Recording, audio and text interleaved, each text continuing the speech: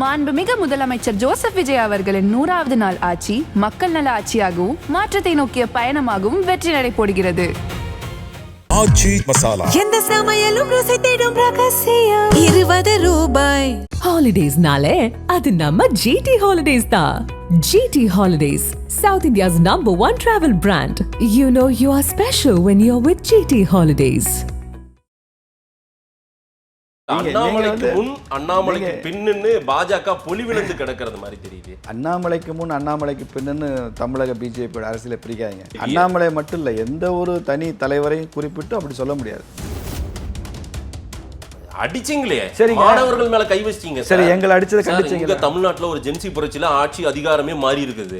இன்னைக்கு மாணவர்கள் பூரா வீதிக்கு வந்துட்டாங்க. டெல்லியில ஜந்தர் மந்தர்ல உட்காந்து எங்க பக்கத்து வீட்டு பாட்டி விஜய்க்கு தான் சார் ஓட்டு போட்டிருக்காரு. ஜென்சியா என்ன ஜென்சின்னு ஏதோ புதுசா ஒரு காயினேஜை வச்சுக்கிட்டே பேசுறீங்க. ஜென்சி தான் என்ன வானுலகத்துல இருந்து வந்து குதிச்சவனா? தமிழ்நாடு பிஜேபி மேல கோபத்துல இருக்கு. இல்லையா, ரிசப்ஷன் பெருசா கொடுத்துருக்கோம். அமித்ஷா எங்கிட்ட மையக்குழு கூட்டத்தில் என்னமா சொன்னாரு, இப்போ பெங்காலில் இங்கெல்லாம் எலெக்ஷன் முடிஞ்சிருச்சு, இன்னும் எனக்கு வந்து அடுத்து நான் அதிகமாக கவனம் கொடுக்க போகிறது தமிழ்நாடு தான். காங்கிரஸ் வந்து திமுக முதுகுல குத்திருச்சுன்னு மோடி கோவப்படுறாரு. அது எதுக்காக? ஏன் இப்போ திமுகவுக்கு இவ்வளோ அக்கறை?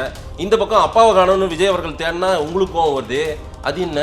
அதுதான் நான் காங்கிரஸோட அவங்களுடைய பொலிட்டிக்கல் கல்ச்சரை நாங்கள் சொல்கிறோம். எப்பயுமே காங்கிரஸ் முதுகுல அது திமுக பாசம் இல்லையா? அது இந்த டெல்லி போராட்டம் முழுக்க காங்கிரஸும் ஆம் ஆத்மியும் நீங்க சொல்ற தீவிரவாதிகளுமா நடத்தின போராட்டம். யார் தீவிரவாதி? அவங்க எல்லாம் பிஜேபி. அவங்க எல்லாம் பிஜேபி. இல்ல, தீவிரவாதி யாரு? யார் தீவிரவாதி இருக்காங்க? இந்தியாவுல தீவிரவாதிகள் நடமாட்டம் இருக்கா? தீவிரவாதிகள் நடமாட்டம் இருக்கு. இங்க தர்மேந்திர பிரதான் ரிசைன் பண்ணணும்னு ராகுல் காந்தி பேசினார்ல, ஜார்க்கண்ட்ல யார் ரிசைன் பண்ணணும்? அந்த வினாத்தாள் கட்சிக்கு யார் பொறுப்பு? அப்ப காங்கிரஸ் கூட்டணி அமைச்சரவையில இருந்தா ஒத்திக்கிட்டு இருப்பீங்க. அங்க பிரச்சனை பிஜேபிக்கு எதிராக தான் சொன்னா கத்திக்கிட்டு வருவீங்களா? ராகுல் காந்தியை காங்கிரஸை உங்களால் எளிமையா எதிர்கொண்டு வெற்றி பெற முடியுது. ஆனால் பாரதிய ஜனதா பார்ட்டிக்கு எதிராக காக்ரோச் ஜனதா பார்ட்டின்னு ஒன்று உருவாயிடுச்சு. நீங்க எப்படி ஃபேஸ் பண்ண போறீங்கன்னு தெரியல. வீட்டுல கரப்பாம்பூச்சி இருந்தா என்ன ஸ்டாண்டோ, நாட்டுல கரப்பாம்பூச்சி தான் அந்த ஸ்டாண்ட் தான். கரப்பாம்பூச்சி எப்படி சார்? அந்த கரப்பாம்பூச்சி பாரதிய ஜனதா பார்ட்டியை வந்து பிஜேபியை டார்கெட் பண்ணி ஆரம்பிக்கப்பட்ட கட்சி தான் சார் அது. அது காங்கிரஸ், ஆம் ஆத்மி, உங்களை மாதிரி ஊடகவியலாளர்கள்லாம் சேர்ந்து ஆரம்பிச்ச கட்சி தான் கரப்பாம்பூச்சி. இல்ல, கேள்வி கேட்பவர்கள் எல்லாம் நக்சல்களா? நீங்க கேள்வி கேட்கவில்லை. போராளிகள் எல்லாம் நக்சல். நீங்க பிஜேபியை மட்டும் தான் கேக்குறீங்க. காங்கிரஸ் ஆட்சி செய்யற மாநில கேட்க சார் ஆட்சியில் இருக்கீங்க. உங்களை தான் சார் கேட்க முடியும். காங்கிரஸ் சார் காங்கிரஸ் ஆட்சி இருக்கு சார். காங்கிரஸ் தான் கூப்பிட உட்கார வச்சு 12-13 வருஷம் ஆகி போச்சு சார். அதன் தமிழர்களுக்கு வணக்கம். பல்வேறு துறைகளில் சிறந்த ஆளுமைகளை சந்தித்து நாம் நேர்காணல் எடுத்து வருகிறோம். அந்த வகையில் மீண்டும் நம்மோடு இணைந்திருக்கிறார் பாரதிய ஜனதா கட்சியின் ப்ரொஃபசர் ஸ்ரீனிவாசன் அவர்கள். அவரிடம் கேட்பதற்கு நிறைய இருக்குன்னு வாரங்களோடமே கேட்போம். வணக்கம் ப்ரொஃபசர். வணக்கம் மாதேஷ், எப்படி இருக்கீங்க? நலமா இருக்கேன். நீங்க எப்படி இருக்கீங்க? ரொம்ப நாள் கழிச்சு பார்க்குறோம். அரசியல் களத்திலும் பிஜேபி, தமிழ்நாடு பிஜேபி எங்க இருக்குன்னே தெரியல. தேடி பார்க்குறோம். ரொம்ப அந்த பழைய சத்தமெல்லாம் கேட்கவே இல்லையே பிஜேபியில். பிறகு என்ன கூப்பிட்டுருக்கீங்க? தமிழ்நாட்டில் பிஜேபி இல்லைன்னா பிறகு என்ன கூப்பிட்டு இன்டர்வியூ பண்ணுறீங்க? சென்னையில் நீங்கள் தென்பட்டதுனால நீங்கள் ஆம் ஆத்மியை கூப்பிட்டு எனக்கு இன்டர்வியூ பண்ணியிருக்கீங்களா? தமிழ்நாட்டில் ஆம் ஆத்மி இல்லை. கரப்பாம்பூச்சி கட்சியை கூப்பிட்டு எனக்கு இன்டர்வியூ பண்ணியிருக்கீங்களா? இல்லை, தமிழ்நாட்டில் கரப்பாம்பூச்சி இல்லை, கட்சி இல்லை. கரப்பாம்பூச்சி நிறையா இருக்குது. இருக்கிறதுனால, அதுவும் டாமினண்ட்டாக இருக்கிறதுனால தான் நீங்களாம் இன்டர்வியூ கூப்பிட்றீங்க, கேள்வி கேட்க நினைக்கிறீங்க. அதனால முதல் கேள்வியே தப்பாக இருக்கே. இன்டர்வியூ கூப்பிட்டதுனால அந்த கேள்வியே இதாகிடுச்சா? ஆனால் எங்கே ரொம்ப அந்த பழைய வேகமே இல்லையே பிஜேபி கிட்ட. தேர்தல் முடிஞ்சிருக்கல சார். எல்லா கட்சியுமே தேர்தலுக்கு 1 வருஷம் 2 வருஷத்துக்கு முன்னால் தீவிரமாக ப்ராக்டிஸ் பண்ணுவாங்க. இப்போ இந்த போலீஸ் வேலைக்கு, ஆர்மிக்கு ரெக்ரூட்மெண்ட்டுக்கெல்லாம் எங்கள் ஊரில் கிராமத்தில் இளைஞர்கள் போவாங்க. அது ரெக்ரூட்மெண்ட்டுக்கு ஒரு 6 மாதம் முன்னால் வரைக்கும் பெரிய எக்ஸசைஸு, டெய்லி மட்டன், சிக்கன், முட்டை எல்லாம் சாப்பிட்டு அப்படி உடம்பு ஃபிட்னஸுக்காக எல்லாம் ரெடி பண்ணுவான். புரியுதுங்களா? அது மாதிரி பரீட்சைக்கு பசங்க படிக்கிறப்ப பார்த்தீங்கன்னா, எக்ஸாம் மார்ச் ஏப்ரலில் வருதுன்னா செப்டம்பர்லேயே படிக்க ஆரம்பிச்சிருவான். ராத்திரி பகலாக முடிச்சிருந்து படிப்பான். எப்படி எக்ஸாம் முடிஞ்சோடனே கொஞ்சம் ரிலாக்ஸேஷன் வரும். அது மாதிரி எல்லா கட்சிகளுக்கும் இருக்குது. ஃபெயில் ஆகிட்டீங்க. அதாவது தேர்தல் முடிஞ்சிட்டாலே இல்லை, அதுதான் தேர்தல் முடிஞ்சிட்டாலே எல்லா கட்சிகளுடைய ஆக்டிவிட்டி, அவங்களுடைய வேகம், தலைவர்கள் சுற்றுப்பயணம், இது எல்லாமே ரீஷெட்யூல் ஆகும். அந்த நேரத்தில் கட்சிகள் என்ன செய்யணும்னா, பிஜேபி மாதிரி கட்சிகள் உள்ளார்ந்த பணிகளை செய்வோம். ஆர்கனைசேஷன் ஒர்க்குக்கு அதுதான் எங்களுக்கு டைம். போன தடவை பாராளுமன்ற தேர்தல் முடிஞ்சோடனே உறுப்பினர் சேர்க்கை இயக்கம் நடத்தினோம் 1 வருஷம். பெருசாக பப்ளிக் மீட்டிங், ஆர்ப்பாட்டம், போராட்டம்லாம் இருக்காது. முழுக்க மெம்பர்ஷிப் என்ரோல்மெண்ட் தான். அது மாதிரி இப்போ போன தடவை தேர்தல் முடிஞ்சதுக்கப்புறம் எங்களோட உறுப்பினர் சேர்க்கை எண்ணிக்கை பல மடங்கு அதிகமாச்சு. இந்த தடவை தேர்தல் முடிஞ்சோடனே எங்களுக்கு பயிற்சி முகாம்ன்றது பிஜேபியில் 3-4 வருஷத்துக்கு ஒரு தடவை நேஷனல் ஆரம்பித்து கீழே கிளை வரைக்கும் ட்ரைனிங் கேம்ப்ஸ் நடத்துறது எங்களுக்கு ஒரு பெரிய மூமெண்ட்டாகவே பண்ணுறோம். ட்ரைனிங்க்குன்னு தனி டிபார்ட்மெண்ட், ட்ரைனிங்க்குன்னு தனியாக நேஷனல் ஆஃபீஸ் பேரர், ட்ரைனிங்க்குன்னே முழுக்க ஷெட்யூல், மாடியூல், பிளான் எல்லாம் இருக்கிற ஒரே கட்சி பிஜேபி தான். இப்போ முழுக்க பார்ட்டி வந்து அதை நோக்கி போயிட்டுருக்கு. மற்ற வேலைகள் ரொட்டீன் ஒர்க்ஸ் நடந்துட்டு தான் இருக்குது. அதனால் எங்களுக்கு ஒன்றும் அந்த ஆக்டிவிட்டி தெரியல. அண்ணாமலைக்கு முன் அண்ணாமலைக்கு பின்னு பாஜக பொலிவிழந்து கிடக்கிறது மாதிரி தெரியுது. அண்ணாமலைக்கு முன் அண்ணாமலைக்கு பின்னு தமிழக பிஜேபியோட அரசியலை பிரிக்காதீங்க. இப்போ அண்ணாமலை மட்டும் இல்லை, எந்த ஒரு தனி தலைவரையும் குறிப்பிட்டு அப்படி சொல்ல முடியாது.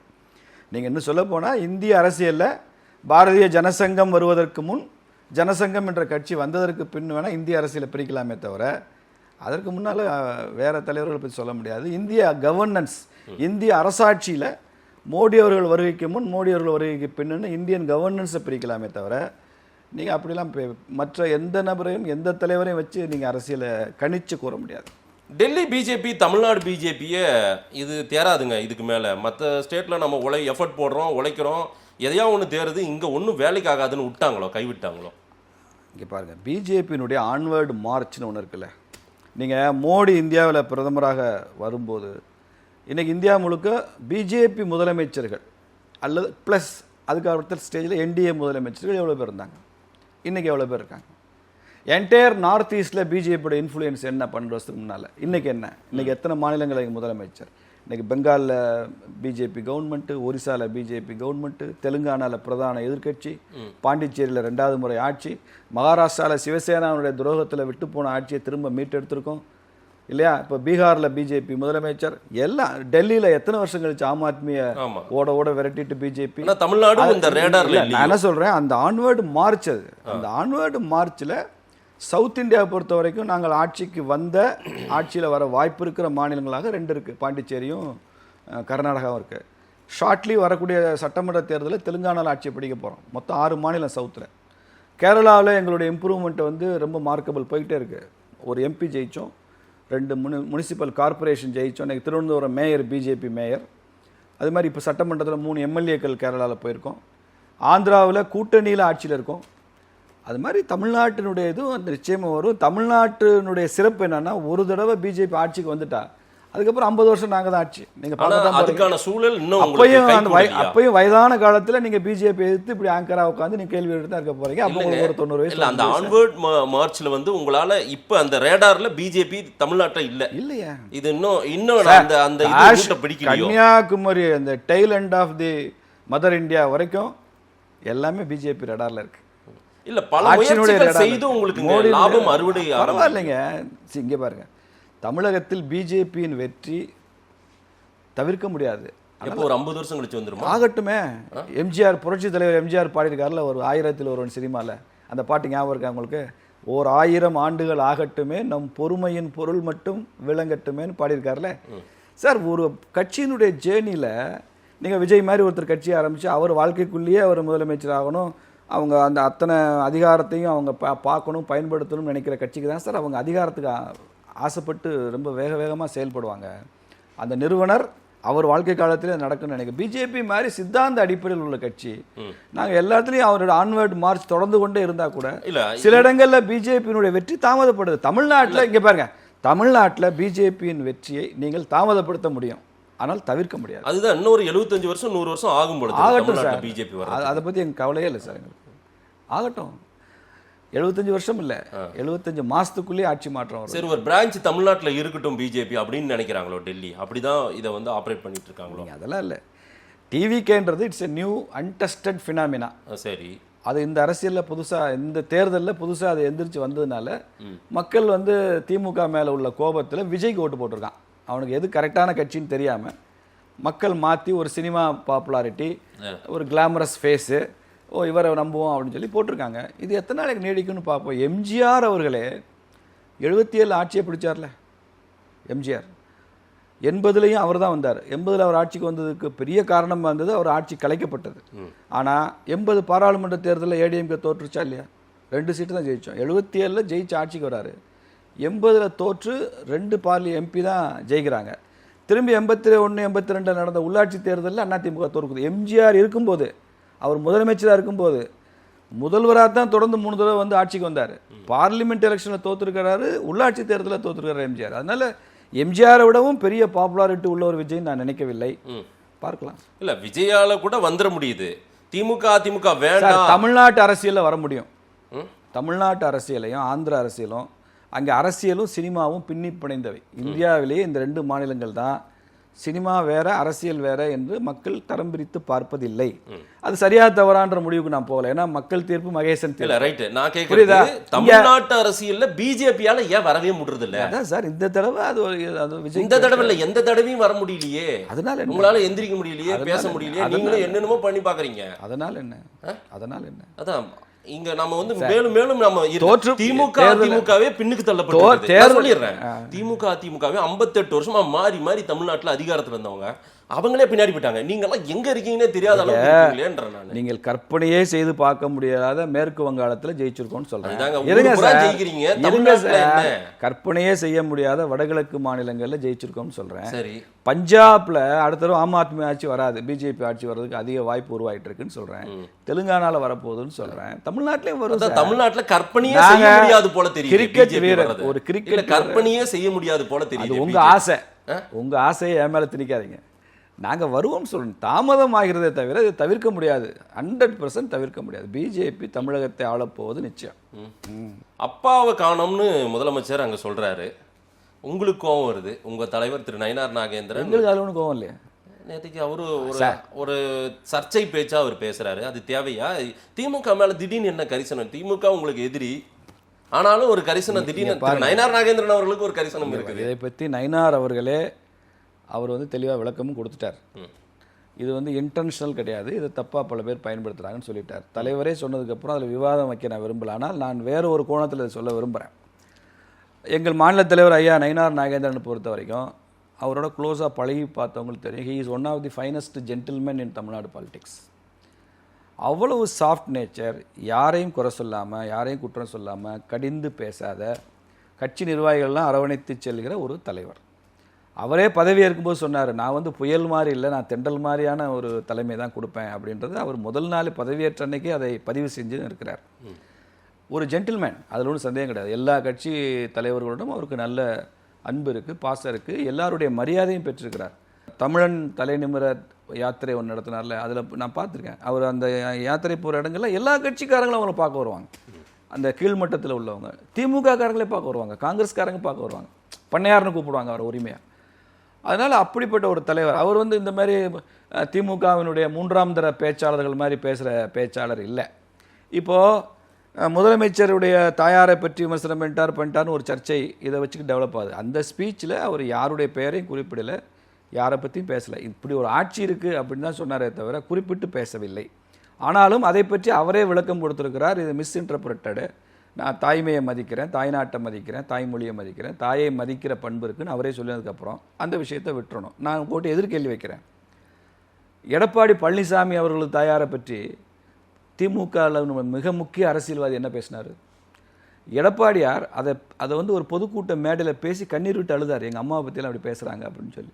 அப்போ நீங்கள் யாரும் அதெல்லாம் கண்டிக்கலையே? கேள்வி கேட்டிருக்கோம். யார் எத்தனை அரசியல் தலைவர் கண்டிச்சிங்க? இன்னைக்கு நரேந்திர மோடி மாண்புமிகு பிரதமருடைய தாயாரை பற்றி டெல்லியில் நடந்த போராட்டத்தில், கரப்பாம்பூச்சி போராட்டத்தில் என்ன கொச்சையா, என்ன ஆபாசமா. இன்றைக்கி அந்த அம்மையார் உயிரோடு வந்தாங்கன்னா அவங்க 105 வயசாயிருக்கும். அவங்க இறந்தே 5-6 வருஷம் ஆச்சு. அவங்கள பற்றி பேசினாங்க. அதெல்லாம் சுலபமாக கடந்து போகிறீங்க. எடப்பாடியோருடைய தாயாரை பற்றி பேசினா கடந்து போகிறீங்க. மோடியுடைய தாயாரை பற்றி பேசுனதுக்கு இந்தியாவில் எந்த கட்சி தலைவர் ரியாக்ட் பண்ணார்? ஏப்பா நீங்கள் கரப்பாம்பூச்சி போராட்டம் ஆர்ப்பாட்டம் பண்ணுங்கள், என்ன பண்ணுங்கள், அது அரசாங்கத்துக்கும் உங்களுக்கும் இருக்கிற பிரச்சனை. பிரதமருடைய தாயாரை பற்றி ஏன் பேசுகிறீங்கன்னு ராகுல் காந்தி பேசினாரா? அண்ணாமலை பேசினாரா? விஜய் பேசினாரா? பிரதமரே கூட அதை கடந்து போயிட்டாரு. அப்போ இந்த மாதிரி அரசியல் போராட்ட களத்துல யாரோ ஒருத்தர் பேசுறது, இதற்கெல்லாம் பேசினாங்களா? யாரோ மாநில தலைவர், பிஜேபியுடைய மாநில தலைவர் பேசியது யாரோ ஒருத்தரா விடுங்க சார். அண்ணாமலையின் கோபம் நியாயமான கோபம். அதை கண்டிக்காது யாருன்னு கேட்கிறேன். அதை கண்டிக்காத அரசியல் தரம் ராகுல் காந்தி கரப்பாம்பூச்சி கட்சிக்காரங்களை பார்த்து இந்த மாதிரி பேச்சை உங்க கட்சியில் அலோவ் பண்ணாதீங்க, மோடியை அரசியல் ரீதியாக விமர்சனம் பண்ணுங்க, அவதூறு இப்போ பேசாதீங்க, அவங்க தாயாரை பற்றியெல்லாம் விமர்சனம் பண்ணாதீங்க சார். நாங்கள் இன்னும் கூட அன்னை இந்திரா காந்தி தான் சொல்கிறோம். நான் மேடைக்கு மேடை எல்லா இடத்துலையும் ஜெயலலிதா அம்மையார் மேலே 1000 விமர்சனம் எனக்கு உண்டு. ஆனாலும் ஜெயலலிதா அம்மையார் தான் சொல்லுவேன், இந்திரா காந்தி அம்மையார் தான் சொல்லுவேன், சோனியா காந்தி அம்மையார் தான் சொல்லுவேன். ஒரு வார்த்தை குறைச்சி நாங்கள் பேசுகிறதே இல்லையா? ஆனால் இதே இது பிஜேபி காரனுக்குன்னு வரும்போது எல்லா கட்சியும் மௌனம், கள்ள மௌனம் காக்குறது என்ன அர்த்தம்? ஏன் மோடியின் தாயாரை பற்றி பேசுகிறப்ப யாருமே கொதிச்சு எழலை? தமிழ்நாட்டு எல்லாம் யாருமே ஏற்க மாட்டாங்க முதல்ல. ஏன் கொதிச்சு எழலை? இன்னைக்கு நயினார் பேசணும்னு ஏன்னா பிஜேபி காரர் பேசிட்டார், அதனால கொதிச்சு எழுறீங்க. இல்லங்க, உங்களோட அண்ணாமலை வரைக்கும் ஏன் கோவம் வருது? அரசியல் ஏன் இவ்வளவு தரம் தாழ்ந்து போகுது? அந்த மோடியின் தாயாரை பத்தி பேசுறப்ப அண்ணாமலைக்கு ஏன் கோவம் வரல? இந்த கோவம் நியாயமானதா இருந்தா அங்கேயும் அந்த கோவம் வந்திருக்கணும்ல. அவரும் ஒரு மோடி ஃபாலோவர் தான், இப்பவுமே அவர் ஒரு மோடி ஃபாலோவர். வரட்டும் சார், பேசுனவங்க யாராவும் இருக்கட்டும், டெல்லியில கோவம் வந்திருக்கணும்ல. இந்த மாதிரி பேசக்கூடாதுன்னு ஒரு பதிவு வந்திருக்கணும்ல, பேச்சு வந்திருக்கணும்ல. இது பிஜேபி தலைவர் பேசிட்டாருங்கிறதுனால இது பெரிய இஷ்யூ ஆகுது, அவ்வளவுதான். இல்ல நீங்க எந்த அரசாங்கம்? ஆமா சார், ஒரு முதல்வருடைய தாயாரை குறிப்பிட்டு சொல்வது போல இங்க போட்டுறீங்க. அப்படி இல்ல, இல்ல அவர் பேசின நயினார் வந்து எங்க இடத்துலயுமே முதலமைச்சர்னோ முதலமைச்சருடைய பேரை ஜோசப் விஜய்னோ எங்கேயுமே குறிப்பிடல. இல்லங்க ஐயா, ஸ்டாலின் மீது உங்களுக்கு என்ன அக்கறை திடீர்னு திரு நயினார் அவர்களுக்கு வந்துருச்சு? நீங்க அரசு இங்க பாருங்க, இந்த பிரச்சனை காரணமே ஸ்டாலின் தான் தெரியுமா உங்களுக்கு? ஏன் சொல்லவா?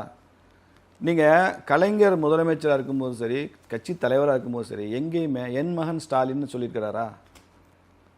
இல்லை, சொன்னதே கிடையாது. தம்பி ஸ்டாலின் சொல்லுவார். ஏன்னா ஸ்டாலின் கலைஞருக்கு தம்பியா? இல்லை.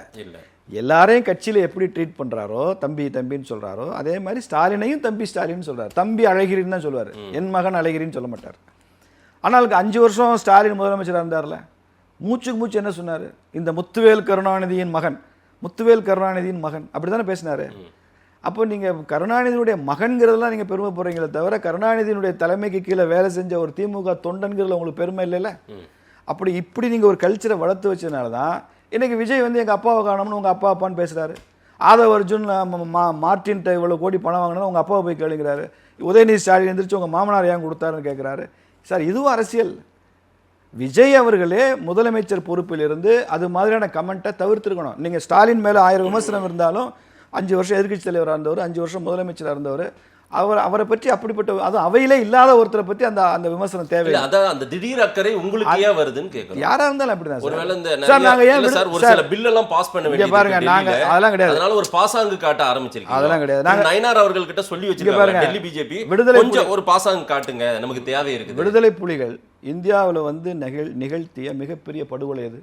ராஜீவ்காந்தி படுகொலை தானே சார். அதை பிஜேபி ஏத்துக்குச்சா? இன்னும் சொல்ல போனா அந்த அக்யூஸ்டை பிரியங்கா காந்தி கூட ஜெயிலில் போய் பார்த்தாங்க. அந்த அக்யூஸ்டா இருந்து ஜெயின் கமிஷனில் திமுக பதவி விடணும்னு சொன்ன காங்கிரஸ் கட்சி ஜெயின் கமிஷன் ரிப்போர்ட்டை வச்சு அதே காங்கிரஸ் திமுகவோட பின்னால் கூட்டணியெல்லாம் சேர்ந்தாங்க. நாங்கள் எங்கேயுமே ராஜீவ்காந்தி படுகொலை செய்ததை விடுதலை புலிகளை இன்னும் தான் கண்டிக்கிறோம். அதில் எங்களுக்கு எந்த விதம் காம்பரமைஸ். ராஜீவ்காந்தி பிஜேபி தலைவரா? முன்னாள் இந்திய பிரதமர், இந்திய மண்ணில் ஒரு முன்னாள் இந்திய பிரதமர் படுகொலை செய்யப்பட்டிருக்கிறார் அரசியல் காரணங்களுக்காக.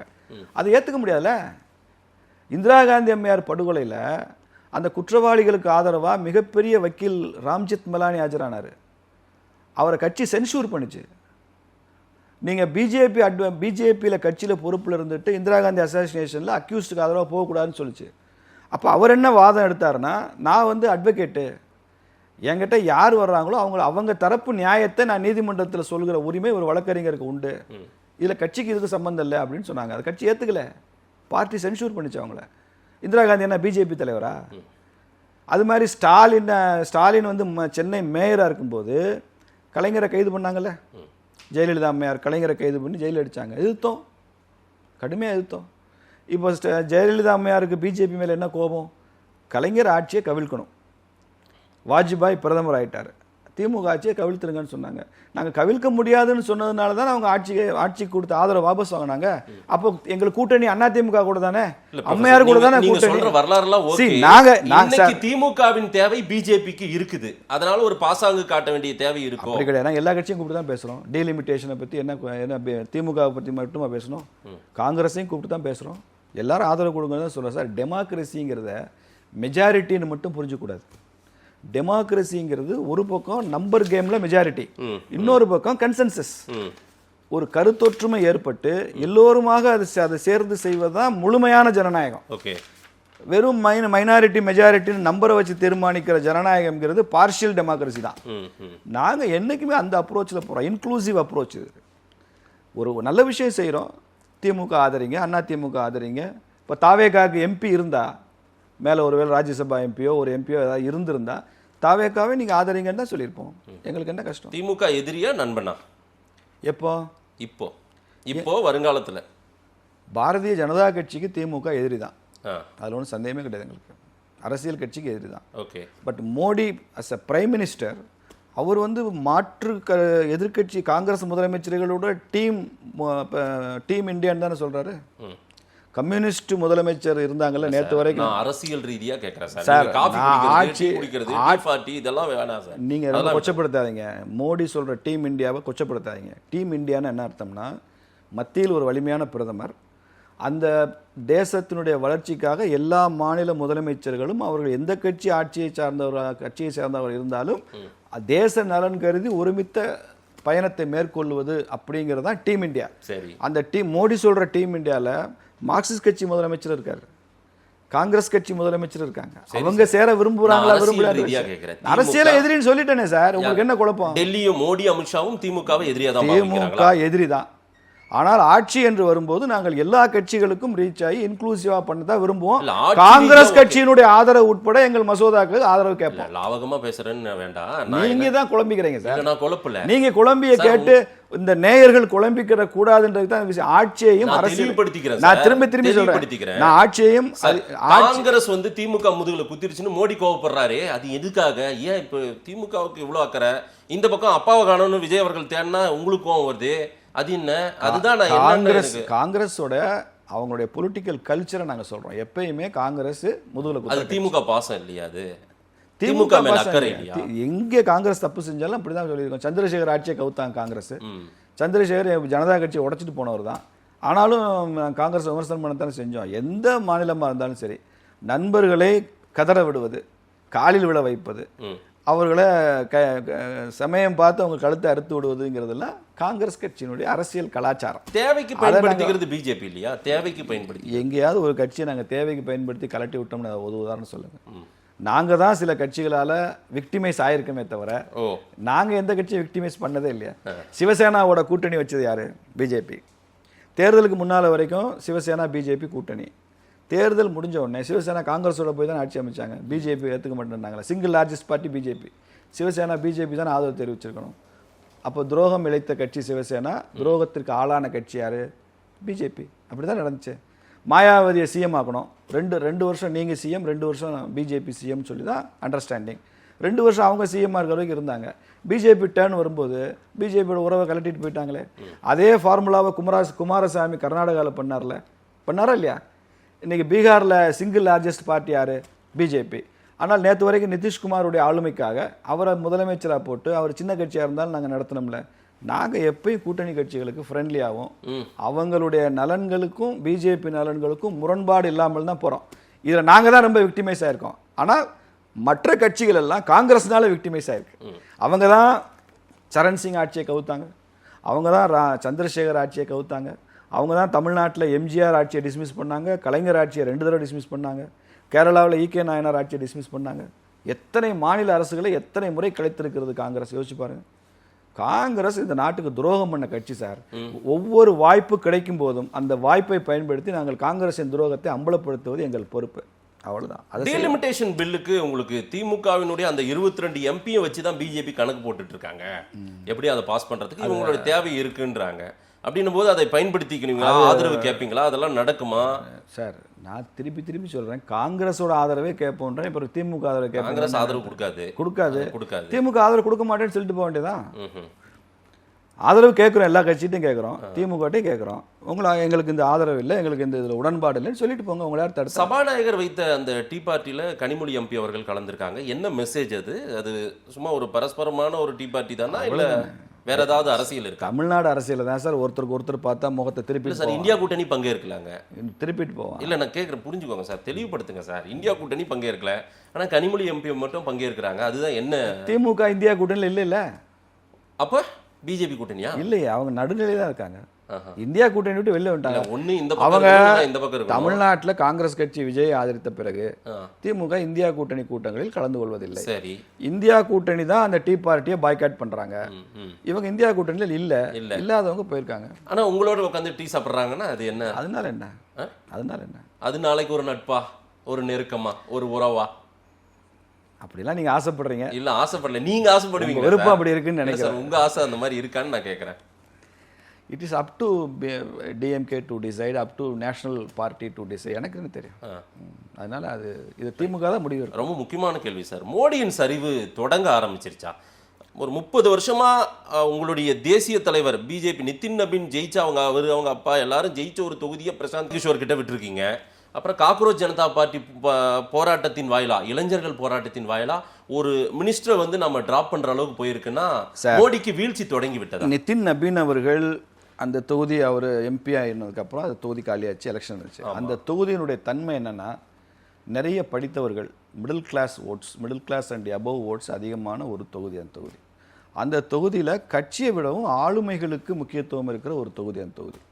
நிதின் நபீன்கிற ஒரு பெரிய ஆளுமை அங்கே அந்த இடத்துல இருந்ததுனால இத்தனை நாளாக அந்த மக்களுடைய ஓட்டு நிதின் நபீன் அவர்களுக்கு வந்தது. இப்போ பிரசாந்த் கிஷோரை பெரிய ஆளுமையாக பார்க்கறதுனால அந்த கட்சிக்கு போயிருக்கு.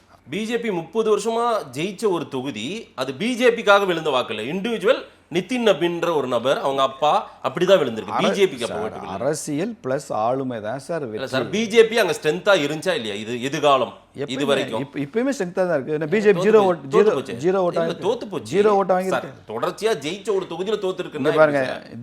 இப்போ பிஜேபி வாங்கின ஓட்டு பிஜேபியினுடைய அரசியல் கிடைச்சது. இது வரைக்கும் ஜெயிச்ச ஓட்டு அந்த டிஃபரன்ஸ் நிதின் நபீன் என்கிற ஆளுமைக்கு. அதுதான் சார், அங்க ஒரு சர்க்கிள் பாருங்க. அரசியல் அது ஒரு மெசேஜ் கொடுக்குது இல்ல. அரசியல் பிளஸ் ஆளுமை தான் வெற்றி. இல்ல, உங்க தேசிய தலைவரே தோக்குறத, பிஜேபியோட தேசிய தலைவர் தோக்குற தோல்வியா நான் பாக்குறேன். அந்த தோல்வியை உங்க பார்வை சார். மோடி கவர்மெண்ட் வந்த பிறகாக கொஸ்டின் பேப்பர் லீக் ஆகிறது தொடர்ச்சியா இருந்ததே இருக்கு. அதனுடைய ஒரு நீட்சி தான் தர்மேந்திர பிரதான் பதவி இறக்கம். ஏன் ஜார்க்கண்ட்ல கொஸ்டின் பேப்பர் லீக் தான் பெரிய பிரச்சனை. சரி, அங்க பெரிய போராட்டம் அதுவும் நடந்துட்டு தான் இருக்கு. நீங்க ஒன்றும் அதை பத்தி பேசவே இல்லையா? நான் ஏன் இந்தியா முழுக்க பேசுறேன் சார். மோடி கவர்மெண்ட் இல்ல சார், நீங்க தான் ஏதோ உலகத்திலேயே இப்ப நம்ம தான் பெரிய டாப்பா இருக்கோம், உலகமே மோடியை பாராட்டுதுன்றோம். எல்லாருமே மோடி தான் வந்துட்டா மோடியை சுத்திக்கிறாங்க உலக நாட்டு தலைவர்கள். அதனாலதான் இப்போ வினாத்தாள் கசிவை பத்தி ரொம்ப கடுமையான சட்டங்களை மசோதா மூலமா அமல்படுத்தி சட்டங்கள் வந்திருக்கு சார். அப்ப ஒரு நாட்டுல வினாத்தாள் கசிவு ஏற்படுதுன்னா அந்த நாட்டுல கொஸ்டின் பேப்பரை கூட பாதுகாக்க முடியலையே சார் அந்த நாட்டால, அந்த நாட்டு அரசாங்கத்தால. அதனாலதான் சார் கடுமையான சட்டங்களை ஏற்றிருக்கோம். சட்டம்லாம் போடுறது விடுங்க சார். நீங்க தான் பாதுகாப்புலேயே பெரிய இது. நீங்க ராணுவ அஜித் தோவல்ன்றீங்க, எதோ சொல்றீங்க பெருமையா. ஆனா ஒரு கொஸ்டின் பேப்பரை ஃபிளைட்ல எட்டு வர நிலைமைக்கு கொண்டு நாட்டை வச்சிருக்கீங்க. ஆமா, கொஸ்டின் பேப்பர் லீக் இந்த அரசாங்கம் எவ்வளவு சீரியஸா எடுத்துக்கிறதுக்கு அதான் அடையாளம். ஃபிளைட்ல கொண்டு வரோம், ஹெலிகாப்டர்ல கொண்டு வரோம். அந்த அளவுக்கு பாதுகாப்பற்ற நிலை, உள்நாட்டு பாதுகாப்பே அந்த அளவுக்கு மோசமா இருக்கும். கொஸ்டின் பேப்பர் எடுக்கிறதுல இருந்து, அந்த கொஸ்டினை செட் பண்றதுல இருந்து, அதுக்கு ஆல்டர்னேட் கொஸ்டின்ஸ்லாம் செட் பண்ணுறதுலேருந்து, ஏன்னா ஒரே ஒரு தாளுக்கு 2-3 வகையான கொஸ்டின்ஸ்லாம் எடுப்பாங்க. அப்படி எடுக்கிறதுலேருந்து, அது வந்து பிரிண்ட் ஆகுறதுலேருந்து, அது ஒவ்வொரு தேர்வு மையத்துக்கும் வந்து சேர்றதுலேருந்து, ஒரு வினாத்தாள் கசிவு என்பது பல்வேறு கட்டங்களில் நடக்கிற ஒரு விஷயம். இது வந்து பேங்க்கில் போய் பணம் கட்டுறதுக்கு ஒரு பில் கலெக்டர் பணத்தை எடுத்துகிட்டு போனார், அவரே போய் கட்டிட்டு வந்துட்டார், சிங்கிள் பாயிண்ட்டு அப்படிலாம் இல்லை. இது மல்டி பாயிண்ட் சிஸ்டம். இதில் கசிவு நடக்கிறதுங்கிறது பிஜேபி ஆட்சிக்கு வந்து இல்லை. தமிழ்நாட்டில் டிஎன்பிசியினுடைய கொஸ்டின் பேப்பரு திமுக ஆட்சியில் டிஎன்பிசி மெம்பர் வீட்டிலே இருந்துச்சு தெரியுமா உங்களுக்கு? சார் ப்ரொஃபசர் இருந்துச்சா இல்லையா? ப்ரொஃபசர், நீங்க பாடம் எடுக்கிறவரு, எனக்கு நல்லா பாடம் எடுக்கிறீங்க. கர்நாடகால ஜார்க்கண்ட்ல நடக்கலையா, இங்க டிஎன்பிசில திமுக பண்ணலையா? நான் அதை கேட்கல சார். 5 ஆண்டுகள்ல 3 முறை கொஸ்டின் பேப்பர் லீக் ஆயிருக்குது. அது கேட்டா நாங்க கடுமையான சட்ட மசோதா கொண்டு வரோம்னா அது கிடையாதுங்க. ஏன் பாதுகாக்க தவறிட்டீங்க? பாதுகாக்கிறதுக்கு தான் சட்ட மசோதா. இப்ப எல்லாருக்கும் பயம். மோடி கவர்மெண்ட் அமித்ஷா ஆட்சியில உள்நாட்டு பாதுகாப்பு சரியில்லைன்னு ஒத்துக்கோங்க. கொஸ்டின் பேப்பரை கூட உங்களால பாதுகாக்க முடியல. உள்நாட்டு பாதுகாப்புனா அது வேற சப்ஜெக்ட். அது வேற சப்ஜெக்ட் சார். கொஸ்டின் பேப்பரையே பாதுகாக்க முடியல. அதோட பொருத்தி பார்க்கறேன் சார். நான் அதோட பொருத்தி பார்க்கறேன். பிஜேபி மேல உங்களுக்கு இருக்கிற வெறுப்புல ரொம்ப குழம்பி போய் பேசுறீங்க. குழம்பியெல்லாம் இல்ல. உள்நாட்டு பாதுகாப்பு என்பது கொஸ்டின் பேப்பரையே பாதுகாக்கணும், இந்த நாட்டை எப்படி பாதுகாக்கணும்னு எனக்கு பயம் வந்துருச்சு. புரியுதா உங்களுக்கு? இல்ல, எனக்கு அந்த பயம் சார். உள்ளூர்ல கொஸ்டின் பேப்பரையே பாதுகாக்காங்க, நாட்டை எப்படி பாதுகாப்பாங்க? கன்ஃபியூஸ் பண்ணிக்காதீங்க. கன்ஃபியூஸ் பண்ணல சார். தமிழ்நாட்டுல திமுக ஆட்சியிலும் அதிமுக ஆட்சியிலும் வினாத்தாள் கசிவு ஏற்பட்டிருக்கு. ரைட். டிஎன்பிசியினுடைய வினாத்தாள் கசிவு, வினாத்தாள் மோசடினால தான் ஜெயலலிதா அம்மையார் வந்து அதை இன்னும் கொஞ்சம் கடுமையாக்கி அதை கொஞ்சம் சரி பண்ண முயற்சி பண்ணாங்க. திமுக ஆட்சியில் டிஎன்பிசி மெம்பர் வீட்டிலேருந்தே கொஸ்டின் பேப்பர் எடுத்தாங்க. கர்நாடகாவில் வினாத்தாள் கசிவுங்கிறது தொடர்கதை. இன்னைக்கு ஜார்க்கண்ட்ல அதுக்காக தான் போராடிட்டு இருக்காங்க. ஆமா. இப்போ டெல்லியில நீட் வினாத்தாள் கசிவுக்கு இவ்வளவு போராடின கரப்பாம்பூச்சியும் ராகுல் காந்தியும் இங்க இருந்து போன சில தேசபக்த சக்திகளும் ஏன் ஜார்க்கண்டை பத்தி எதுவுமே பேசுறாங்க. அபிஜித் தீப்கே அதை பத்தியும் கருத்து சொல்லியிருக்காரு. என்ன பேசுனீங்க? இல்ல ஏன் ராகுல் காந்தி அங்கே போல? ஏன் இங்கே தமிழ்நாட்டில இருந்து போன வெற்றிமாறன், பிரகாஷ் ராஜ் யாராவது இங்கே போனாங்களே, நம்ம நடிகை அக்கா ரேவதி அக்கா கூட போனாங்களே, ஏன் ஜார்க்கண்ட் போல? ஜார்க்கண்டில் டெல்லியில் நடந்த மாதிரியே தடியடி நடந்திருக்கு. டெல்லி போராட்டத்தில் யார் மீதும் வழக்கு போட மாட்டோம்னு பிரதமர் உத்தரவாதம் கொடுத்தாரு. ஜார்க்கண்டில் 600 பேருக்கு மேலே ஸ்டூடெண்ட்ஸ் மேலே கேஸ் போட்டிருக்கு. கடுமையான தடியடி நடந்து பல மாணவர்கள் தலையில காயம்பட்டு மருத்துவமனையில் இருக்கிற நிலைமை. நீங்களும் அடிச்சீங்க சார் டெல்லியில. இல்லைங்க, வழக்கு போட்டோமா? அடிச்சிங்களே. சரி, மாணவர்கள் மேல கை வச்சிட்டீங்க. சரி, எங்களை அடிச்சதை கண்டிச்சீங்க. தமிழ்நாட்டுல ஒரு ஜென்சி புரட்சியில ஆட்சி அதிகாரமே மாறி இருக்குது சார். இன்னைக்கு மாணவர்கள் பூரா வீதிக்கு வந்துட்டாங்க. டெல்லியில ஜந்தர் மந்தர்ல உட்காந்து எங்க பக்கத்து வீட்டு பாட்டி விஜய்க்கு தான் சார் ஓட்டு போட்டிருக்கா. ஜென்சியா? என்ன ஜென்சின்னு ஏதோ புதுசா ஒரு காயினேஜை வச்சுக்கிட்டே பேசுறீங்க. இது மாதிரி ஒரு அபத்தம் எதுவுமே கிடையாது. என்ன ஜென்சின்னு என்ன? ஜென்சின்னு என்ன வானுலகத்திலிருந்து வந்து குதிச்சவனா? ஜென்சிங்கிறவன் என் மகன் சார், என் பேரன் சார், உங்க தம்பி சார், உங்க தங்கச்சி சார். ஒரு நாட்டுல மாணவர்கள் போராட்டம், இளைஞர்கள் போராட்டம் வெடிக்க ஆரம்பிச்சிருச்சுனாவே இந்த அரசாங்கத்தின் அன்னைக்கு வந்து அண்ணா சாரே போராட்டம் காங்கிரஸை வீழ்த்தி வீட்டுக்கு அனுப்பிச்சு. இருங்க சார், அஸ்ஸாம் போராட்டம் என்ன போராட்டம்? அஸ்ஸாம்ல வங்கதேசத்திலிருந்து வந்த அந்த கள்ள குடியேறிகள் மேல நடந்த போராட்டம், 70-80களில் நடந்த போராட்டம், 200% மாணவர் போராட்டம். அதில் தான் மகந்தான்னு ஒரு பெரிய முதலமைச்சரே உருவானார். பிரஃபுல் மகந்தான்னு முதலமைச்சரே ஒருத்தர் உருவானார். அது மாணவர் போராட்டம். 1970களில் ஜெயபிரகாஷ் நாராயணன் அவர் நடத்தின போராட்டம் மாணவர் போராட்டம். தமிழ்நாட்டில் 65ல் நடந்த இந்திய எதிர்ப்பு போராட்டமே மாணவர் போராட்டம் தானே சார். அந்த மாணவர்கள் அந்த காலத்தில் அவன் ஜென்சி தானே. எங்கே மாணவர்கள் ஏதோ இப்போத்தான் ஏதோ புதுசாக வந்து ஜென்சின்னு ஏதோ வருதுன்ட்டு இது புது காயினேஜ் தான் இப்போ வந்திருக்கு. மாணவர் இங்கே பாருங்க, மாணவர்கள் கலைஞருக்கு டாக்டரேட் கொடுக்கக்கூடாதுன்னு அண்ணாமலை பல்கலைக்கழகத்தில் போராடினது ஒரு மாணவன் தானே. இது என்ன பிரச்சனை உங்களுக்கு? புதுசா முளைக்கும் போது அந்த மாணவர்களுடைய பலம் எப்படி கூடுது பாருங்க. அபிஜித் தீப்கே வந்து ஏர்போர்ட்ல வந்து இறங்கினது ஒரு பெரும் கூட்டம் கூடிடுச்சு வேகமா. G20 ஒன்று எத்தனால் பெட்ரோல் அந்த கலப்படத்துக்காக ஒன்று உருவாயிருக்கு. நிதின் கட்கரியா அவர் வந்து பதவி விலகணும். எத்தனால் வந்து கலப்படமா? எத்தனால பெட்ரோலோட மிக்ஸ் பண்றது கலப்படமா? கலப்படம் தான் இப்போ இது பண்றாங்க. யார் கலப்படம் சொன்னது? கலப்படம் எங்க எந்த லேபிள் டெஸ்ட் பண்ணி கலப்படம்? கலப்படம்ன்றதுக்கு உங்களுக்கு என்ன டெஃபினிஷன்? சரி, அது விளக்கம் கொடுங்க. அதுக்கான 1000 விளக்கம் இருக்கு. ஏத்துக்கலையே மினிஸ்டர் யாரு? நீங்க ஏத்துக்கின்ற அவசியம் எனக்கு இல்ல. அது மாதேச கன்வின்ஸ் பண்றத என் வேலை. மக்களை கன்வின்ஸ் பண்ண மாணவர்கள், இளைஞர்கள், ஒரு பெருங்கூட்டம் மக்கள் வீதிக்கு வராங்க. அந்த போராட்டத்தை ஆதரிக்கிறாங்க. நீங்க மறுபடியும் போராட்டம் பண்ணுங்க. அப்போ நான் கேட்கிற கேள்விக்கு பதில் சொல்லுங்க. டெல்லியில் நடந்த போராட்டமும் ஜார்க்கண்டில் நடந்த போராட்டம் ரெண்டும் ஒன்று தானே. இதுவும் வினாத்தாள் கசிவு, அதுவும் வினாத்தாள் கசிவு. இங்கேயும் மாணவர்கள், அங்கேயும் மாணவர்கள். இங்கேயும் மாணவர்கள் அடிச்சீங்க, அங்கேயும் மாணவர்கள் அடிவாங்க. அங்கேயும் வழக்கு போட்டாங்க, இங்கேயும் நீங்க வழக்கு போடுறதா இருந்தீங்க. வழக்கு டிமாண்ட் வச்சு கோரிக்கை வந்து இது அழுத்தம் அதிகமானதுனால வழக்கு போடல. அப்படி இல்லை. வழக்கு யார் மேலே போட்டிருக்கோம்னா மாணவர்கள் அல்லாத 2200 குற்றவாளிகள், ஹிஸ்ட்ரி ஷீட்டர்ஸ் அதில் வந்திருக்காங்க, அவங்க மேலே தான் வழக்கு போட்டு. ஹிஸ்ட்ரி ஷீட்டர் உள்ள வர்ற வரைக்கும் என்ன பண்ணிட்டு இருந்தது டெல்லி போலீஸ்? யார் கண்ட்ரோல்? ஹிஸ்ட்ரி ஷீட்டர்ஸ் உள்ள கொண்டு வந்தவங்க மேலே வழக்கு போட்டிருக்கோம். ரைட்டு சார், அதெல்லாம் வருவாங்க சார். ஹிஸ்ட்ரி ஷீட்டர் வராங்க, ஒரு இடத்துல அர்பன் நக்சல் வராங்க, நகர்ப்புற நக்சல். நேத்தி கூட இவர் ப. சிதம்பரம் ஒரு ட்வீட் ஒன்று போட்டிருக்காரு. அது மாதிரி நீங்க ஆளாளுக்கு ஒரு பேர் ஒரு வடி வைக்கிறீங்க. ஆமா, நான் இருந்துட்டு போறேன்றாரு ப. சிதம்பரம். நான் இருந்துட்டு போறேன், எனக்கு நீங்க என்ன பேர் வைங்க அப்படின்றார். கேள்வி கேட்டாலே கேள்வியே கேட்க அதை பற்றி கவலைப்பட மாட்டாரு. அவர் அப்படித்தான் சொல்லுவாரு. இப்போ ஏன் கேள்விக்கே நீங்க அப்படியே தாவி போய் தாவி போல அதுக்கு பதிலே சொல்ல மாட்டேங்கிறீங்க. இல்ல சார், போராடுறவங்க நான் கேட்குற கேள்வி அதுதான். ஜார்க்கண்ட் போராட்டமும் டெல்லி போராட்டம் ஒண்ணுதான். ஏன் ராகுல் காந்தி ஜார்க்கண்ட் போகல? ஏன் பிரகாஷ் ராஜ் ஜார்க்கண்ட் போகல? ஏன் தமிழ்நாட்டிலேருந்து போன சினிமா ஸ்டார்ஸ் யாருமே ஏன் ஜார்க்கண்ட் போராட்டத்தை பத்தி பேசல? அங்கேயும் போல. மாநில பிரச்சனைக்கு ஒரு நாட்டோட பிரச்சனை, இந்தியா முழுமைக்கான ஒரு பிரச்சனை சார். நீட்ல வந்து காரணம் நான் சொல்லவா? ஒரு ஃபேர் நீட் வேணும் தானே கேக்குறாங்க. நீங்க சொல்ற காரணம் இல்ல. காரணம் நான் சொல்லவா? ஜார்க்கண்ட்ல காங்கிரஸ் அமைச்சரவையில் இருக்கு. இந்த டெல்லி போராட்டம் முழுக்க காங்கிரஸும் ஆம் ஆத்மியும் நீங்க சொல்ற தீவிரவாதிகளுமா நடத்தின போராட்டம். யார் தீவிரவாதி? அவங்க எல்லாம் பிஜேபி. அவங்க எல்லாம் பிஜேபி. இல்ல, தீவிரவாதி யாரு? யார் தீவிரவாதி இருக்காங்க? யார் தீவிரவாதி? தீவிரவாதி முகத்தில் தீவிரவாதிகள் நடமாட்டம் இருக்கா? சீல் வச்சிட்டு இருப்பாங்க. இந்தியாவில் தீவிரவாதிகள் நடமாட்டம் இருக்கு. அதனால தான் இன்னும் சட்டங்கள் இருக்கு. தீவிரவாதியை ஒடுக்க முடியல பிஜேபியால. தீவிரவாதிகள் இல்லைன்னா தான் என்ஐஏ எல்லாம் கலைச்சிடலாமே. என்எஸ்ஏன்னு ஒண்ணு வேண்டியது இல்லையே. தீவிரவாதிகள் இல்லை அதனால நேஷனல் இன்டெலிஜென்ஸ் ஏஜென்சி போராடும் மாணவர்களை வந்து நீங்க தீவிரவாதிகள்னு கொச்சைப்படுத்தாதீங்க. மாணவர்கள் என்ற போர்வையில் உள்ளே நுழைந்த கலவரக்காரர்களைத்தான் நான் சொல்கிறேன். சரி, கலவரக்காரர்களும் தீவிரவாதிகளும் நிர்பந்திக்கும் போது எதுக்கு ஒரு மினிஸ்டர் வந்து டிராப் பண்றீங்க? அது in the best interest of the country பண்ணுவோம். ஏன் இதுக்கு முன்னால மினிஸ்டர் ரிசைன் பண்ணது இல்லையா மோடி கேபினெட்ல? சுரேஷ் பிரபு ஏன் ரிசைன் பண்ணாரு?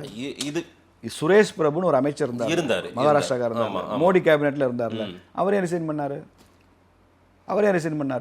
அவர் எவ்வளவு பெரிய ஸ்டால்வார்ட் தெரியுமா, எவ்வளவு பெரிய இன்டெலெக்சுவல் தெரியுமா? அவரெல்லாம் இருக்கிறது பெரிய பலம். அவரே ரிசைன் பண்ணார். நீங்க தர்மேந்திர பிரதான் தான் முதல்ல ரிசைன் பண்ண மாதிரி பேசிட்டு இருக்கீங்க. சரி, இப்ப ஜார்க்கண்ட்ல யார் ரிசைன் பண்ணிருக்கா?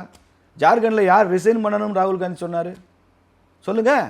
இங்க தர்மேந்திர பிரதான் ரிசைன் பண்ணணும்னு ராகுல் காந்தி பேசினார்ல, ஜார்க்கண்ட்ல யார் ரிசைன் பண்ணணும்? அந்த வினாத்தாள் கசிவுக்கு யார் பொறுப்பு?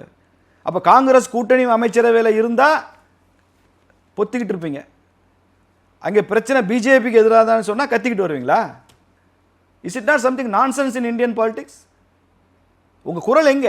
சரி சார், ராகுல உங்களால எதிர்த்து வீழ்த்த முடியுது. நீங்க டெல்லியை பற்றி பேசியவர்கள் ஏன் ஜார்க்கண்டை பற்றி பேசவில்லை? நான் கண்டிப்பா அந்த பதிவு அப்படியே ஒளிபரப்புறேன். ரொம்ப முக்கியம் பாருங்க, ராகுல் காந்தியை காங்கிரஸை உங்களால் எளிமையாக எதிர்கொண்டு வெற்றி பெற முடியுது. ஆனால் பாரதிய ஜனதா பார்ட்டிக்கு எதிராக காக்ரோச் ஜனதா பார்ட்டின்னு ஒன்று உருவாயிடுச்சு. வரப்போறாங்க, இப்ப வீதிக்கு வரப்போறாங்க. நீங்க எப்படி ஃபேஸ் பண்ண போறீங்கன்னு தெரியல. வீட்டுல காக்ரோச் இருந்தா நீங்க வரவேற்பீங்களா சார்? உங்க வீட்டுல கரப்பாம்பூச்சி இருக்கு, சரி, அது என்ன பண்ணுவீங்க? ஆனால் இந்த கரப்பாம்பூச்சி எதுக்கு? இந்த கரப்பாம்பூச்சி வீட்டுல கரப்பாம்பூச்சி இருந்தா என்ன ஸ்டாண்டோ, நாட்டுல கரப்பாம்பூச்சி தான் அந்த ஸ்டாண்ட் தான். கரப்பாம்பூச்சி எப்படி சார்? அந்த கரப்பாம்பூச்சி பாரதிய ஜனதா பார்ட்டியை வந்து பிஜேபியை டார்கெட் பண்ணி ஆரம்பிக்கப்பட்ட கட்சி தான் சார் அது. அது காங்கிரஸ், ஆம் ஆத்மி, உங்களை மாதிரி ஊடகவியலாளர்கள்லாம் சேர்ந்து ஆரம்பிச்ச கட்சி தான் கரப்பாம்பூச்சி.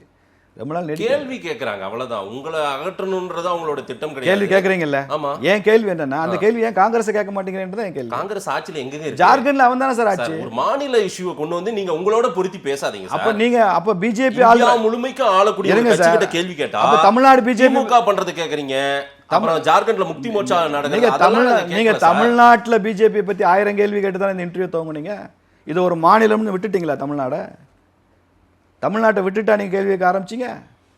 நீங்க அப்ப எப்பயுமே ஆல் இந்தியா பிஜேபி பத்தி பிரிச்சு கேட்டேன் தெரியுமா? நீங்க தமிழ்நாடு பிஜேபி தனியா கேட்டேன், டெல்லி பிஜேபி தனியா கேட்டேன். கேட்டீங்கல்ல? அதே மாதிரி ஜார்க்கண்ட கேளுங்கன்றேன். கண்டிப்பா கேட்போம். ஜார்க்கண்ட் மாநிலம் விடாதீங்க. ஏன்னா காங்கிரஸ் இருக்கு. நான் குற்றச்சாட்டு வைக்கிறேன், காங்கிரஸ் அங்கே கூட்டணி அமைச்சரவையில் இருப்பதனால நீங்க யூ ஆர் ஸ்பேரிங் ஜார்க்கண்ட். அப்படி இல்ல, தவறு இவ்வளவு சத்தம் போட்ட சில ஜந்துக்கள் அதை பத்தி சத்தமே போடல. ஏன் சார் ஜந்துக்கள்ன்றீங்க? தீவிரவாதி நிறைய பேர் பேசுறாங்க. என்ன சார் இது? அதே இங்கேயும் பேச வேண்டிய ஏங்க, இது என்னங்க இது? ஒரு பேச வேண்டிய போராளிகளை அப்படி எல்லாம் கொச்சப்படுத்தாதீங்க. போராட்டம் பண்ணவங்கள பத்தியே பேசல. அந்த போராட்டத்திற்கு ஆதரவாக பேசியவர்கள் ஜார்க்கண்ட் போராட்டத்துக்கு ஏன் ஆதரிக்கவில்லை கேட்கிறேன். அப்ப நான் உங்க உள்நோக்கத்தை சந்தேகிக்கிறேன். மோடி ஆட்சியில இந்தியா பாதுகாப்பா இருக்குன்னு நான் நினைக்கிறேன், உண்மையிலே நினைக்கிறேன். ஆனா நான் நம்புறேன். ஆனா நக்சலைட் இருக்காங்கன்றீங்க, தீவிரவாதிகள் இருக்காங்கன்றீங்க, அர்பன் நக்சல் இருக்காங்கன்றீங்க. என்னங்க இதெல்லாம்? என்ன வார்த்தை இதெல்லாம்? நக்சலைட்ஸ் மோடி பிரதமர் வர வரைக்கும் இந்தியாவில் எத்தனை மாவட்டங்கள் நக்சலைட்டுகளால் பாதிக்கப்பட்ட மாவட்டங்கள்னு காங்கிரஸ் கட்சியோட ஹோம் மினிஸ்டர் ரிப்போர்ட் இருக்கு தெரியுமா உங்களுக்கு? இருக்கு. ரெட் காரிடார் கேள்விப்பட்டிருக்கீங்களா? ரெட் காரிடார்னா ஃப்ரம் பசுபதி டு திருப்பதி. பசுபதின்றது நேபாள், திருப்பதி ஆந்திராவில் இருக்கு. அப்படியே வடக்கிருந்து தெற்க வரைக்கும் ஒரு கோடு போட்டிங்கன்னா அதுதான் ரெட் காரிடார். அது வந்து ஒரிசா வழியாக போகும், மத்திய பிரதேஷ் வழியாக போகும், சத்தீஸ்கர் வழியாக போகும், பீகார் வழியாக போகும், அப்படியே நேபாள் வரைக்கும் போகும். அவ்வளவு மாவட்டங்கள் நக்சல் இன்ஃபெஸ்டட் அப்படின்னு சொல்லுவாங்க. அமித்ஷா என்ன சொன்னார்? 26 மார்ச்சுக்குள்ள we will make a naxal free, naxal முக்த் பாரத்னு சொன்னார். நடந்துருச்சு. நேற்று பிரதமர் என்ன பேசியிருக்கிறாரு? காடுகளில் இருந்த நக்சல்கள் முற்றிலுமாக அகற்றப்பட்டு விட்டார்கள், அவங்கெல்லாம் மறுவாழ்வு கொடுக்கப்பட்டிருக்காங்க, அவங்கெல்லாம் சரண்டர் ஆகியிருக்காங்க, ஆயுதங்களை வந்து கொடுத்துட்டு போயிருக்காங்க. இன்றைக்கி அந்த நக்சல்ஸில் கொஞ்சம் பேர் அவங்க முகத்தை மாற்றிக்கொண்டு இன்றைக்கி வேறு வடிவத்தில் நகரங்களில் இருந்து செயல்படுவர்களாக இருக்கிறாங்க. நாம் அதை எடுத்து பெரிய யுத்தம் பண்ணி அதையும் ஜெயிப்போம் பேசியிருக்கிறாரு. அப்போது என்றைக்குமே சார், இப்போ உங்களுக்கு காய்ச்சல் சரியாயிடுச்சு, திரும்ப காய்ச்சல் வராதா?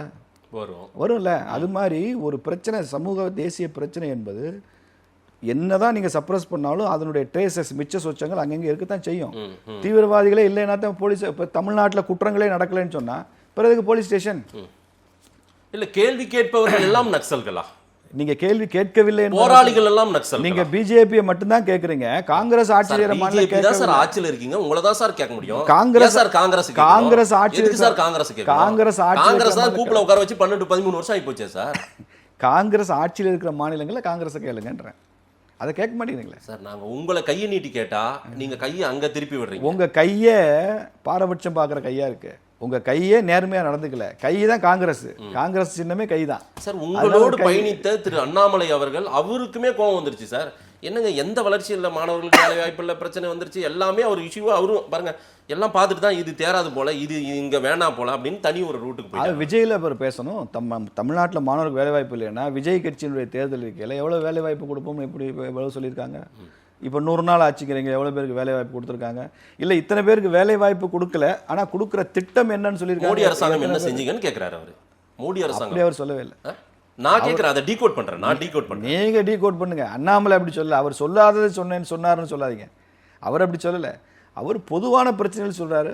இது நரேந்திர மோடி செங்கோட்டையில் கொடியேற்றிட்டு பேசுறது தானே. நம்ம நாட்டில் வேலை வாய்ப்பு உருவாகணும், நம்ம நாட்டில் கிரீன் கவர் அதிகமாகணும், பயங்கரவாதம் இருக்கக்கூடாது. மேக் இன் இந்தியா ஸ்கீம் என்ன சார்?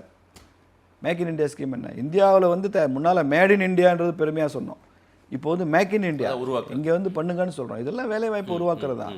ஆனால் இந்தியா மாதிரி தி மோஸ்ட் பாப்புலர் கண்ட்ரியில் make in India, made in India, clean India, வேற என்ன ஏதோ இந்தியா சொன்னீங்க. நிறைய இந்தியா பிறந்துச்சு இல்லை? எந்த இந்தியா பிறந்தும் இன்னுமே இந்தியாவில் பிரச்சனைகள் தினந்தோறும் இருந்துனே ஒரு தேசிய வாழ்க்கையில் எப்படி சார் பிரச்சனை தீரும்? நீங்கள் நேற்றும் குளிச்சிங்கல்ல? இது அன்றாடம் தான் பிரச்சனை தீராதா? நீங்கள் நேற்று குளிச்சிங்களா இல்லையா? இல்லை சார், இது டெய்லி ஆக்டிவிட்டிஸ் தான். இன்னைக்கு ஏன் குளிக்கிறீங்க? அதே குளிச்சிட்டிங்களா? அப்புறம் என்ன? அப்படி ஏசி ரூம்லேயே தானே இருக்கீங்க. அப்புறம் இன்னைக்கு குளிக்க வேண்டிய அவசியம் என்ன? இன்னைக்கு தலைவாரிக்க வேண்டிய அவசியம் என்ன? இன்னைக்கு சட்டம் மாற்ற வேண்டிய அவசியம் என்ன? இறுதி அவர் கேள்வி சார், வேலை வாய்ப்போ பொருளாதார வளர்ச்சியோ இப்போ இன்ஃப்ராஸ்ட்ரக்சர் இருக்கு. இந்தியா முழுக்க 4 வழிச்சாலை போட்டோம். அதோட ரோடு இன்ஃப்ராஸ்ட்ரக்சரே முடிஞ்சிருமா? அது கிராம பாதையாக மாறணும், கிராமங்களுக்கான வசதியாக மாறணும். சரி, 4-வே ட்ராக் போட்டோம், அதோட டிராஃபிக் கன்ஜெஷன் இல்லைன்னு சொல்லிட முடியுமா?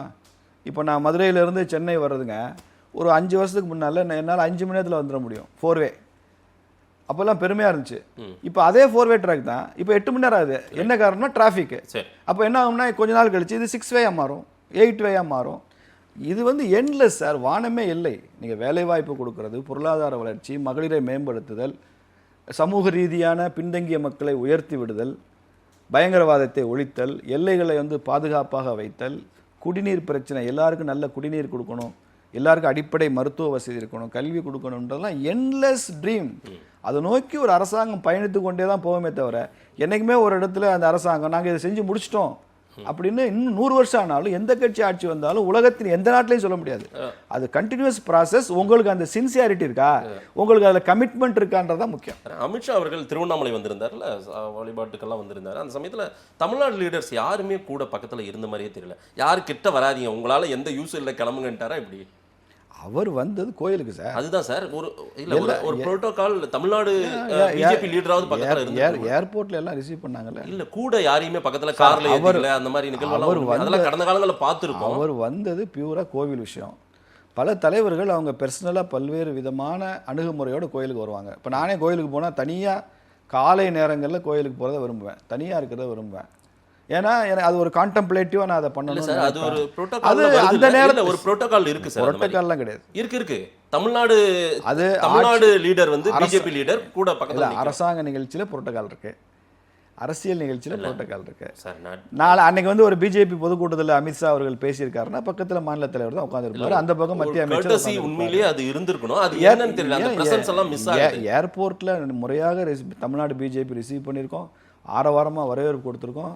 அன்னைக்கு திருவண்ணாமலையில் மிகப்பெரிய கூட்டம் பிஜேபி சார்பாக ஏற்பாடு பண்ணி அமித்ஷாவுக்கு ரிசப்ஷன். தமிழ்நாடு பிஜேபி மேல கோபத்தில் இருக்கு இல்லையா? ரிசப்ஷன் பெருசாக கொடுத்துருக்கோம். ரிசப்ஷன் பெருசாக இல்லை, அந்த மாதிரி பிரசன்ஸ் குறைஞ்சு போச்சு. அமித்ஷா எங்கிட்ட மையக்குழு கூட்டத்தில் என்னமா சொன்னார், இப்போ பெங்காலில் இங்கெல்லாம் எலெக்ஷன் முடிஞ்சிருச்சு, இன்னும் எனக்கு வந்து அடுத்து நான் அதிகமாக கவனம் கொடுக்க போகிறது தமிழ்நாடு தான், தைரியமா இருங்க நானே வர்றேன்னு சொல்லியிருக்கிறார் சார். அவர் தமிழ்நாட்டை ரைட் ஆஃப் எல்லாம் பண்ணல. அவர் எந்த மாநிலத்தையும் சின்ன ஒரு ஐலண்ட் சிட்டியாக இருந்தால் கூட we will not write off. எல்லாமே எங்களுக்கு முக்கியம். அதனால எதையும் விடுறதா இல்லை. உண்மையிலேயே அந்த நாளுக்காக நான் காத்திருக்கேன். குறிப்பாக உங்களை விடுறதா இல்லை. உண்மையிலேயே அந்த நாளுக்காக காத்திருக்கேன். அமித்ஷா இங்கே வந்து உட்காந்து அவர் என்னதான் அவர் ஏதோ அமித்ஷா சாணக்கியத்தனம்னு சொல்கிறாங்க, ஏதோ பண்ணுறாரு அப்படின்றாங்க. எப்படியும் வெற்றி அவருடைய சாணக்கியத்தனத்தில் தான் சார் இத்தனை ஸ்டேட்டில் ஆட்சியை படிச்சிருக்கோம். அதனால் இங்கேயும் நடக்கும். அது இல்லை. புதிய தலைவர் மாற்றம் எல்லாம் பிஜேபிக்கு இருக்குன்றாங்க. அதில் ஒரு 5-6 பேர் சொல்கிறாங்க, உங்கள் பேர் வருது. எப்போ தலைவர் ஆக போகிறீங்க? நான் ஏற்கனவே தலைவர் தான் சார். இல்லை, ஏற்கனவே தலைவர் தான். நீங்கள் எங்கள் வீட்டுக்கு வந்தீங்கன்னா எங்கள் வீட்டில் ரேஷன் கார்டு இருக்குது, நான் அதை எடுத்து காமிக்கிறேன். அதில் குடும்பத் தலைவர்னு போட்டு ராம ஸ்ரீனிவாசன் தான் போட்டிருக்கேன். அதனால் ஆல்ரெடி ஐ எம் தலைவர். தமிழ்நாடு பிஜேபி தலைவரா, மாநில தலைவரா? அது எனக்கு தெரியாது. ஒரு 5 பேர் சொல்றாங்க. இவ்வளவு நேரமா ஆசை இருக்கா இல்லையா? இவ்வளவு நேரமா நான் பதில் சொல்லுகிற எனக்கு தெரிஞ்ச கேள்வியா கேட்டீங்க. இப்போ ரொம்ப கஷ்டமா வந்துச்சுன்னா சந்தோஷம். எனக்கு பதில் தெரியாத கேள்வி கொடுத்தாங்கன்னா சந்தோஷம் தான். அதனால நான் ஒரு ஸ்டூடெண்ட் மாதிரி 100 கேள்வி கேட்டா 2 கேள்வி சாய்ஸ்ல விடுற மாதிரி உங்க கேள்வி நான் சாய்ஸ்ல தான் விடுறேன். இல்ல சார், அது ஆசை இருக்கா இல்லையா உங்களுக்கு? எனக்கு என்ன ஆசை இருக்கு? அதிகாரம், ஒரு அங்கீகாரம், அது பொறுப்பு சார். நீங்க தலைவருங்கிறது பதவி கிடையாது, சுமை. அது ஒரு ரெஸ்பான்சிபிலிட்டி. அது என்ன பொறுப்பு சார்? நான் இப்போ 5 கிலோ வெயிட் சுமக்கிறேன், நீங்கள் சுமந்துட்டு இருக்கீங்க வச்சுங்க, அதை இறக்கி வைப்பா, அந்த 50 கிலோ சுமந்துருன்னு சொன்னால் நீங்கள் சந்தோஷப்படுவீங்களா, வருத்தப்படுவீங்களா? அந்த பொறுப்பே வந்து சுமை தான். சுமை தான் சார். நான் மாநில பொதுச் செயலாளர் இருந்தால் நான் ஒரு 10 கிலோ வெயிட்டை தலையில் சுமக்கிற மாதிரி. ஒருத்தர் மாநில தலைவர்னு யார் அறிவித்தாலும் அவர் தலையில் 50 கிலோ வச்சு வெயிட் வைக்கிற மாதிரி தான். அது சுமை தான். ஆனால் அந்த சுமைக்கு பின்னால் நல்லா தூக்குறேன்னு கை தட்டுவான் 4 பேர். நான் 10 கிலோ சுமையை தூக்கிட்டு போகிறப்போ எனக்கு யாரும் கை தட்டுறதுக்கு ஆள் இருக்காது, எனக்கு சால்வை போட ஆள் இருக்காது, என்னை பாராட்டி பேச ஆள் இருக்காது. இருப்பாங்க, கொஞ்சம் பேர் இருப்பாங்க. 50 கிலோ சுமையை நான் தலைவர்னு சுமந்துட்டு போகிறப்ப பல பேர் கை தட்டுவாங்க, பின்னாலிருந்து விசில் அடித்து என்கரேஜ் பண்ணுவாங்க, சால்வை அணிவிப்பாங்க, மாலை போடுவாங்க. அந்த குஷியில் இந்த சுமை தெரியாமல் போகுது, அவ்வளோதான். தலைவர்ன்றது யாராக, அண்ணாமலை தலைவராக இருந்தாலும், நயினார் அண்ணன் தலைவராக இருந்தாலும், தமிழிசை அக்கா இருந்தாலும் சுமை தான். அது பிஜேபியில் சுமை. பிஜேபியில் அமைச்சராக இருக்கிறதே சுமை சார், தெரியுமா உங்களுக்கு? அவ்வளோ ஈஸி கிடையாது. மோடி கவர்மெண்ட்டில் ஒருத்தர் either cabinet minister or MOS any minister, நீங்கள் மினிஸ்டராக இருக்கிறதே அது பெரிய ரெஸ்பான்சிபிலிட்டி, லோடு. அதை டிஸ்சார்ஜ் பண்ணி ஆகணும், டெலிவரி பண்ணி ஆகணும், ப்ராக்ரஸ் கொடுத்தாகணும், ரிப்போர்ட் காமிச்சாகணும் சார். அவர் வந்து ஒரு tough task master sir, prime minister. அமித்ஷாவும் அப்படி தான். அதனால் இந்த ரெஜிம் வந்து சுமை. ரெண்டாவது, பிஜேபியில் வந்து ஜனசங் காலத்திலேருந்தே ஒரு இது இருக்குது. இதை வந்து ஒரு பொறுப்பு, இதை வந்து நம்ம ஒரு ஒரு இன்ஸ்ட்ருமெண்ட்டாக தான் எடுத்துக்கணுமே தவிர இது ஆர்னமெண்ட் கிடையாது. கட்சி பதவி என்பதோ அமைச்சர் பொறுப்பு என்பதோ it's an instrument to serve people, it is not an ornament. இப்போ பெண்கள் வந்து ஒரு திருவிழாவுக்கு போகிறாங்க, கல்யாணத்துக்கு போகிறாங்க, நகைகள் போட்டுக்கிறாங்களே. காங்கிரஸ் கட்சியில் பதவிங்கிறது ஆர்னமெண்ட், பிஜேபியில் பதவிங்கிறது இன்ஸ்ட்ருமெண்ட். இதுதான் வித்தியாசம். பேட்டியில் வேற ரொம்ப முக்கியமான விஷயம் சொல்லிட்டீங்க. அமித்ஷா வேற அடுத்து வெஸ்ட் பெங்கால் முடிச்சிட்டோம், அடுத்து இங்கே தான் அப்படின்னதும் எனக்கு வேற என்ன நடக்க போகுது தமிழ்நாட்டுன்னு ஒரு பரபரப்பாக இருக்குது. பொறுத்திருந்து பாருங்கள். ரைட், நிறைய விஷயங்கள் மக்கள்கிட்ட கொடுப்போம். நேரில் வந்து நேரம் கொடுத்து பேசிவிட்டு நன்றி.